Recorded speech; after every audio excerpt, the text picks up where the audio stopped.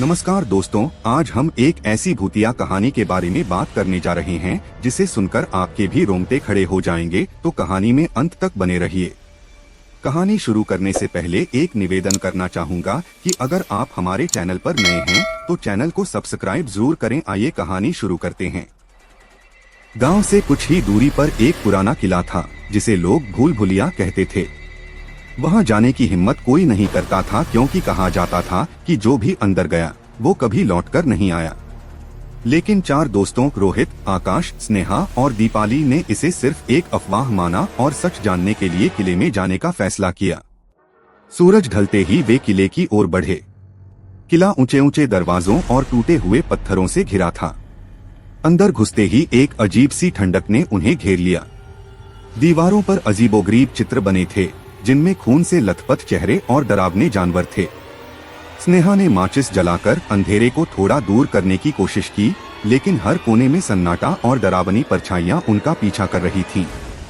अचानक एक कांच की बोतल जमीन पर गिरी और तेज आवाज हुई। सभी डरकर पलटे तो एक बूढ़ा आदमी उनके सामने खड़ा था।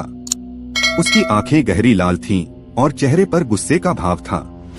उसने चिल्लाकर कहा, यहाँ से चले जाओ वरना तुम्हारी आत्मा इस भूल भुलिया का हिस्सा बन जाएगी।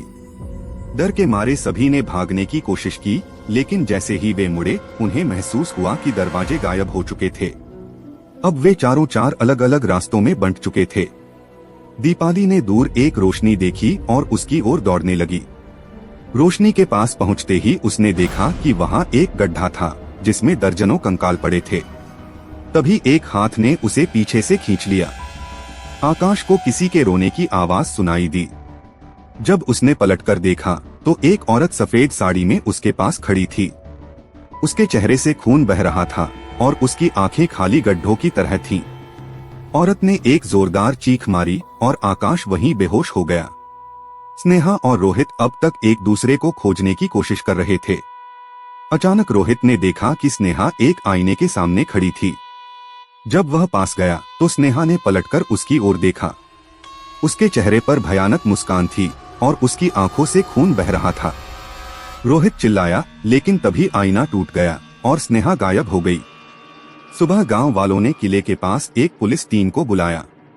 चारों दोस्तों में से किसी का कोई पता नहीं चला। किले के अंदर से सिर्फ उनकी चीखों की गूंज और डरावने कदमों की आवाज सुनाई दे रही थी।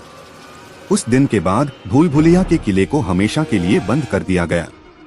लेकिन कहते हैं कि रात के समय वहां से अभी भी चीखें और हंसी की गूंज सुनाई देती है। जो भी सुनता है उसकी रूह कांप जाती है।